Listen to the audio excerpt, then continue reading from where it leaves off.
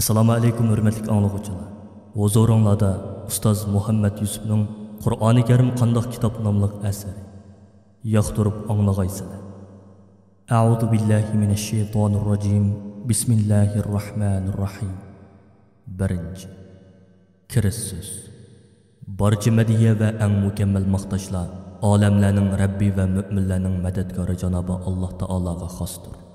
Alloh taologa mavjudotning sonichi madiya o'qib onu maqtayman. Haq dinni insoniyatga yetkazish orqali ularni kufri, zalolat va ozg'unlikning qorong'uliklaridan qutuldirib, iymon, hidoyat va haqiqatning nuriga yetaklagan insoniyatning iftixorlik ulgisi, so'yimlik payg'ambarimiz Hazrat Muhammad alayhissalomga, uning oila tavobatlariga va uning yo'lini davomlashtirib, bizlargacha yetkazgan sahobalarga, shundaqla ta qiyomatgacha haq yo'lda yurgan mu'minlarga omonlik tilayman va salom yo'llayman. Qur'oni Karim bizning hayotlik dasturimiz, bizning angushtlarimiz. Bizning mushunda Qur'onimiz bo'lganligi, shu Qur'onimizga iymonimiz bo'lganligi uchun biz albatta baxtli kishilarmiz. Qur'oni Karim bizning shon sharafimiz va qadrimizni ko'taradigan, bizni g'albiga erishtiradigan va ikki dunyolik saodatlarga noil qiladigan ulug' kitobdir. Alloh taolo bizga buni bildirib, haqiqatan sizlarning shon sharafinglarni o'z ichiga olgan kitob, ya'ni Qur'onni tushirdik. Sizlar aqlinglarni ishlatmamsizlar deb xitob qildi. Sura Anbiya 10-oyat. Islom ummatining mushundaq bir kitobi turuqliq, xorliq, zabulliq, ojizlik va beqinmalik holatida hayotga yurishi haqiqatan afsuslanarli fojiadir. Alloh taolo bu oyatdagi va'dasiga asosan o'z vaqtida bu kitobga chang isilgan va uni o'zlarining din va dunyolik hayot dasturi qilgan, o'lgulik musulmonlarning g'alaba va ustunlikka ega qilgan uch qit'aning hokimiyatini ularning qo'liga tutqizgan edi. Alloh taoloning nusrati va yordami bizga kelib turgan edi. Faqatla biz Qur'onning ruhiga emas, uning qiroatiga va tilovatiga amal qiladigan qonun prinsiplarini hayotimizdan ayirib etgandan keyin bizga kaguliklarning hammasi keldi. Azizligimiz xorliqqa, kuch-quvvatimiz ojizlikqa, shon shavkatimiz beqindilikqa aylanib qoldi. Yili ham biz Qur'onimizga amal qilsak, Alloh taoloning va'dasi bizga cho'qim keladi. Qo'limizda shundoq qimmatlik angushlarimiz boturuqliq, bizning uning qadrini va qimmatini bilmay yurishimiz, kuch-quvvatning, shon-sharafning va qad ko'tarishning ochquchini qo'limizda tutib turuqliq, uni ichishni bilmaganligimiz, Qur'onimizning havzi kavsarlaridan ichishga, uning xazinalaridan manfaatlanib, moddiy va ma'naviy jihatdan o'zimizni beyitishga qurbatimiz yetmay yurishimiz bizning baxtsizligimizdir. Har bir musulmon odamning Qur'oni Karimning qandoq kitob ekanligini, uningga qandoq muomala qilish kerakligini va uningga qarata burchini bilishi eng oldingi farzlardan sanaladi. Shuni biz bu dunyoda aziz, hurmatlik, huzurli hayot kechirishni, oxiratda Alloh taoloning jannatiga loyiq bo'lishni xohlaydigan bo'lsak, bizning hammadan avval Qur'onimizni tonishimiz va uning qandoq kitob ekanligini bilishimiz va uning qonun prinsiplariga to'liq amal qilishimiz shart. Hurmatli kitobxon, qo'lingizdagi bu kitobcha buningdan ilgari Qur'oni Karim haqida yozgan va so'zlaganlarimdan tanlab ilingan ma'lumotlar bo'lib, bu ulug' kitobni qisqacha tonishtirish umidi bilan buni nashrga tayyorladim. Bu kitobcha sizning Qur'oni Karimning qandoq kitob ekanligini eng qisqa yo'l bilan, eng to'g'ri va mukammal ravishda bilib olishingizga yordamchi bo'ladi va sizni bu vaqtda ko'plagan qimmatli bilimlar bilan ta'minlaydi deb o'ylayman. Men bu kitobchani tuvandagidek 4 bo'limga bo'ldim. Birinchi bo'lim Qur'oni Karim va uning yetib kelish jarayoni. Ikkinchi bo'lim Qur'oni Karim tafsirlari. Uchinchi bo'lim Qur'oni Karimning mo'jizalari. To'rtinchi bo'lim Qur'oni Karim va biz. Janobi Allohdan bu oddiy amgikimni qabul qilishini so'rayman. Bu asarni turli xatolik va savalliklardan xoli tegili bo'lmaydi. Kitobxonlarning qimmatli fikrlarini oymasligini tuvanchilik bilan umid qilaman. Hurmat bilan Muhammad Yusuf Muhammad Tursun. Hijriya 1439-yili Zulhajji oyining 8-kuni. Milodiya 2018-yili 8-oyning 19-kuni. Saudiya Arabiston Jiddi shahri. Muallifning qisqacha tarjima holi. Ustoz Muhammad Yusuf 1968-yili 10-fevral kuni Xotan viloyatining Keriyan noyisida ilm-ma'rifatlik oilada dunyoga kelgan. u hukumat maktabiga kichik yoshidala o'qishga kirish bilan bir vaqtda mahalladagi yushurin diniy madrasada oqshomlari Qur'oni Karimni yodlashga boshlagan. 1986 yili Misrning Qohira shahriga o'qishga borgan va 2 oylik arab tili kursidan keyin Azhar institutining 1-sinfiga imtihon berib, a'lo natija bilan o'tgan. 4 yillik institutni musobaqa orqali 3 yilda tugatib, 1989 yilining oxirida Azhar universitetining shariat va qonun fakultetiga o'qishga tushgan. 1993 yili universitetni bitirgandan keyin Turkiyada 1 yil arab tili va Qur'oni Karim o'rgatishdan muallim bo'lgan. 1995 yili fevral oyida u Qozog'istonning Olmuta viloyatiga qarashliq Issiq shahriga kelib, u joydagi Qozoq-Turk institutida arab tilidan muallim bo'lib ishlashga boshladi.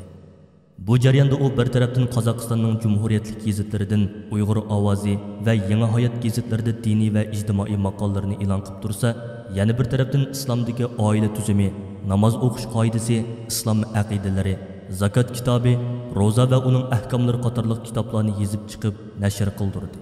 Qozog'istondagi Uyg'ur jamoatchiligi uning maqollalarini va kitoblarini qiziqib o'qiydigan bo'lib qolgan edi. Hatto ba'zi kitoblarini qozoq qarindoshlar qozoqchaga tarjima qilib, Shafoat Nur degan oylik qozoqcha jurnalda yillarcha e'lon qilgan edi.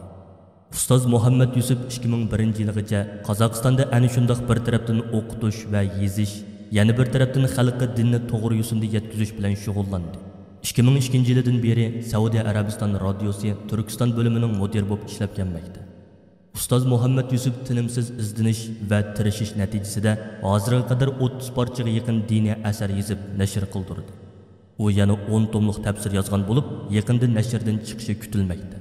Mazkur tafsirning 1, 2, 3-tomlari 2018-yili mayda rus harfidagi Uyg'ur tilida nashr qilinib, Qozog'istondagi Uyg'ur jamoatchiligi bilan yuz ko'rishdi.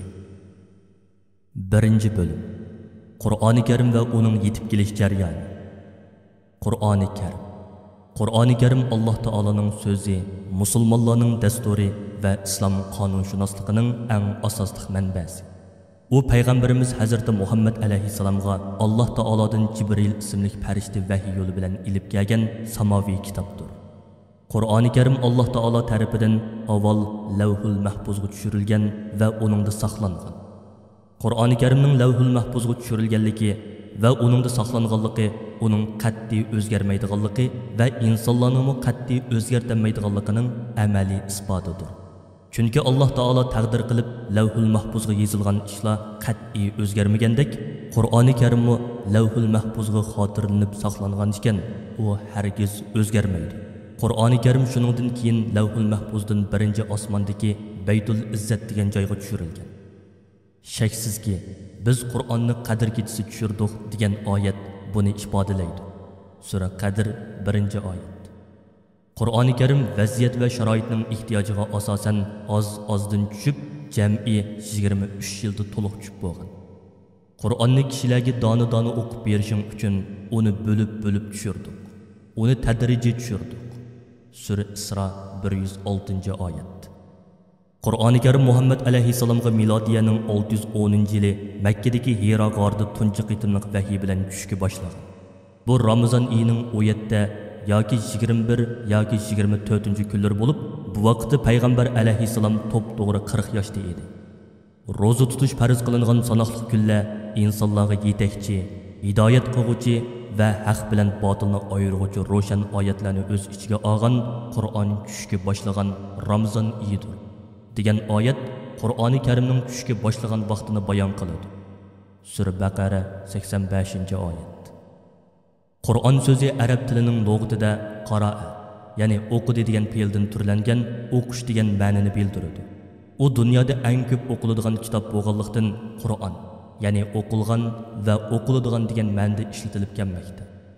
Ey payg'ambar, sana vahiy tushayotgan chaqda uni esingga ilib olishga oldirib, tilingni midirlatma.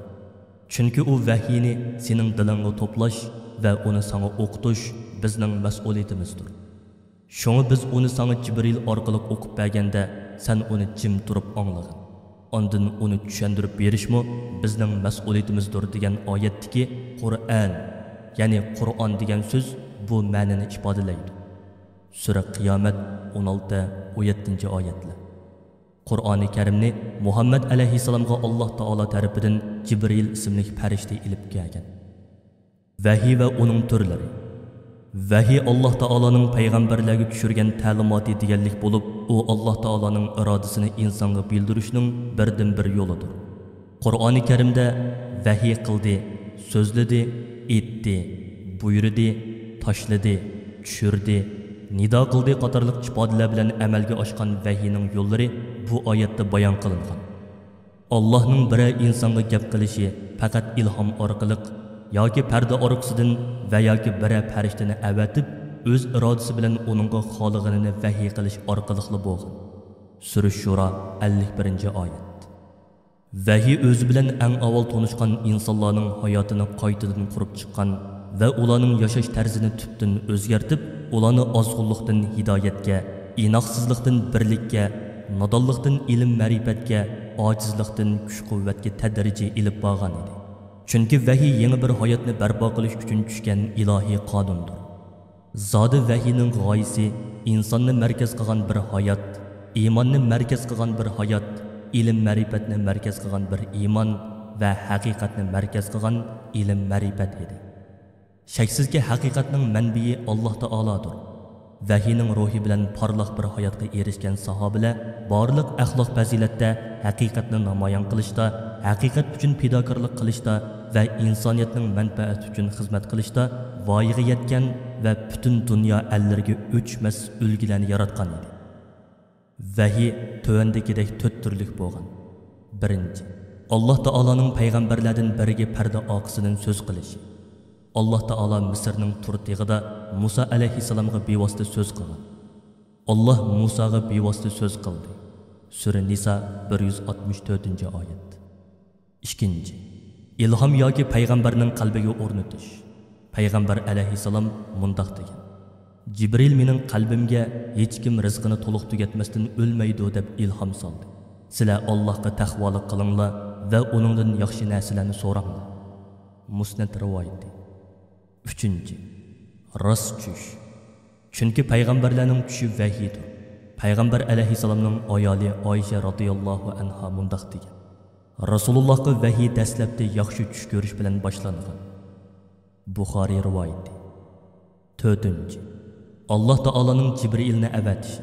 Payg'ambar alayhissalom vahiy to'g'riliq so'ralganida vahiy menga ba'zida qattiq jarangliq ovoz bilan keladi. Gohida farishta er kishining surdida ko'rinib kelib, menga so'z qiladi va uning so'zlarini to'liq tutib olaman degan. Buxoriy rivoyati.